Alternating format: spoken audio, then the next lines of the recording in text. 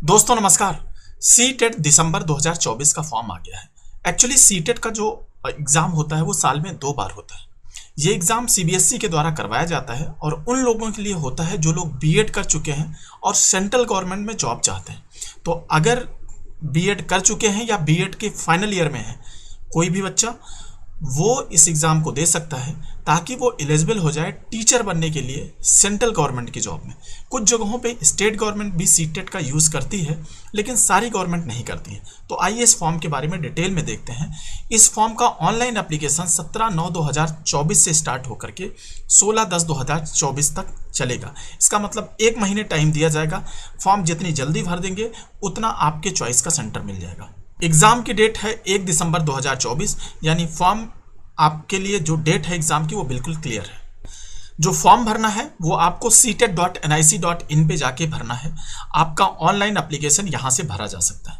आपकी फॉर्म की जो फीस है ओबीसी जनरल ओबीसी की फीस है 1000 रुपये, अगर आप पेपर 1 भर रहे हैं या पेपर 2 भर रहे हैं। एक्चुअली इसमें 2 पेपर होता है। एक पहला पेपर 1 होता है 1 से 6 तक बच्चों के लिए, और 6 से 8 के लिए कौन सा पेपर होता है, पेपर 2 होता है।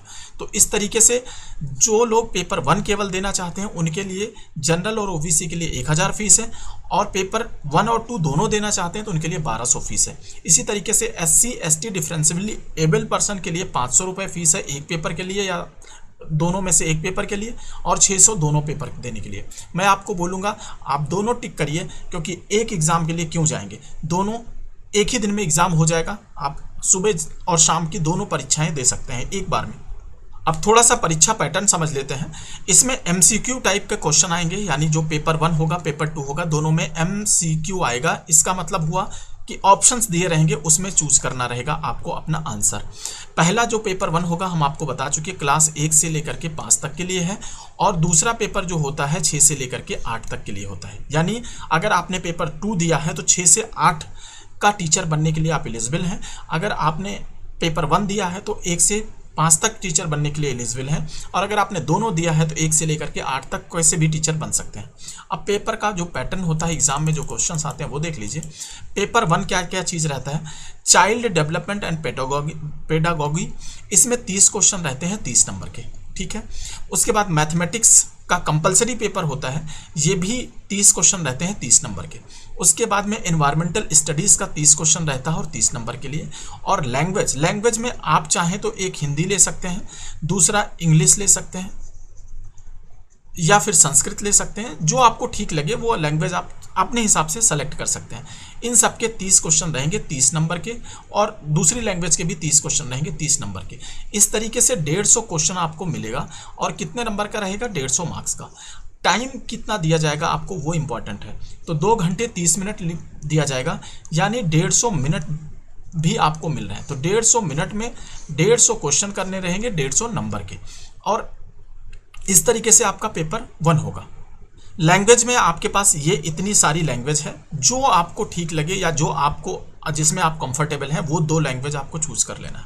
हिंदी भाषी बच्चे ज़्यादातर इंग्लिश ले लेते हैं या हिंदी ले लेते हैं, हिंदी और इंग्लिश ले लेते हैं, या फिर कुछ बच्चे हिंदी और संस्कृत ले लेते हैं। तो जो उनको ठीक लगता है उस हिसाब से अपना देख लीजिए। अब आते हैं पेपर 2 पे, ठीक है। पेपर 2 का पैटर्न कैसा रहेगा, तो इसमें क्या होगा, चाइल्ड डेवलपमेंट एंड पेडागॉगी के 30 क्वेश्चन रहेंगे 30 नंबर के, ठीक है। मैथमेटिक्स एंड साइंस, अब यहाँ पे क्या है, मैथ और साइंस को साथ कर दिया गया, मैथ एंड साइंस को साथ कर दिया गया, और इसके कितने क्वेश्चन कर दिए गए, 60 क्वेश्चन 60 नंबर के। लेकिन अब ये कौन लोगों के लिए है, जो मैथ पढ़ाने वाले टीचर हैं, ठीक है। नहीं तो जो साइंस पढ़ाने वाले हैं उनको सोशल स्टडीज दिया जाएगा, ठीक है। सोशल स्टडीज में 60 क्वेश्चन 60 नंबर के, यानी या तो आप मैथ ले लो या तो आप सोशल साइंस ले लो, दोनों का ऑप्शन इसमें नहीं रहता। फिर लैंग्वेज 1 और लैंग्वेज 2 फिर से हो जाएगा। इसमें आप इंग्लिश या हिंदी जो आपको ठीक लगे वो ले लीजिए। इसमें भी आपको 150 मिनट में 150 क्वेश्चन करने रहेंगे और 150 नंबर के रहेंगे।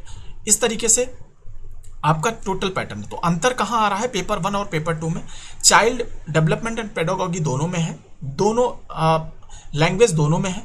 केवल एक जगह अंतर आ रहा है कि मैथमेटिक्स एंड साइंस एक जगह आ रहा है, सोशल साइंस दूसरी जगह आ रहा है। और उससे पहले वाले में आपको 2 ऑप्शन दिए जा रहे थे कि मैथ ले लो और इन्वायरमेंटल स्टडीज़ ले लो, तो आप एक जैसे पैटर्न पढ़ के दोनों एग्जाम क्वालिफाई कर सकते हैं अगर आप थोड़ा सा भी रेडी हैं इसके लिए। अब इसमें क्या है, 60% मार्क्स स्कोर करना आपको करने की ज़रूरत होती है। अब 150 का 60% हुआ 90 नंबर। अगर आप 90 नंबर लाते हैं तो क्वालिफाई हैं, लेकिन SC ST OBC कम्युनिटी के लिए ये नंबर होता है 80 नंबर। तो या 80 नंबर या 90 नंबर, 90 नंबर जनरल के लिए और 80 नंबर SC ST OBC के लिए है और डिफरेंटली एबल पर्सन के लिए।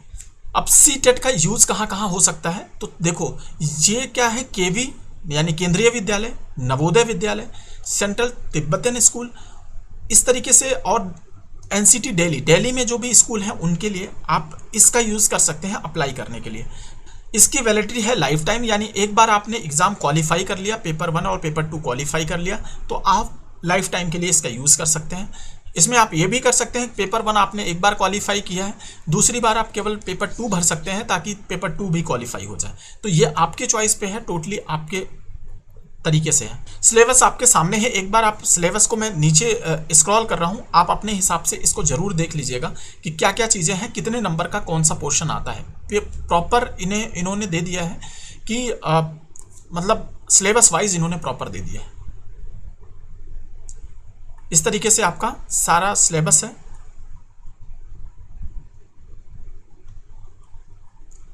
अब पेपर का पैटर्न देख, थोड़ा सा ये समझ लेते हैं कैसे रहेगा। देखो पेपर 2 पेपर हैं, तो 1 दिसंबर को जो पेपर होगा उसमें 9:30 से 12 बजे तक है। जो पेपर 2 होगा वो मॉर्निंग शिफ्ट में होगा और पेपर 1 होगा इवनिंग शिफ्ट में, और पेपर जो 1 होगा वो 2:30 बजे से 5 बजे तक होगा। तो ये हो गया आपका जो पेपर का शेड्यूल है, 1 दिसंबर को होगा। इससे आपको 120 मिनट यानी लगभग 1.5 घंटा पहले, आपको 2 घंटा पहले आपको यहाँ रिपोर्ट कर देना है। तो 9 की जगह आप 7 बजे रिपोर्ट करेंगे, आपका सब कुछ चेकिंग होगा, तब जाके आप एंट्री पाएंगे। अगर आप लेट गए सेंटर पे तो आपको एग्ज़ाम देने नहीं दिया जाएगा। थैंक यू दोस्तों। अगर आपकी कोई क्वेरी है तो प्लीज़ कमेंट बॉक्स में ज़रूर करिए।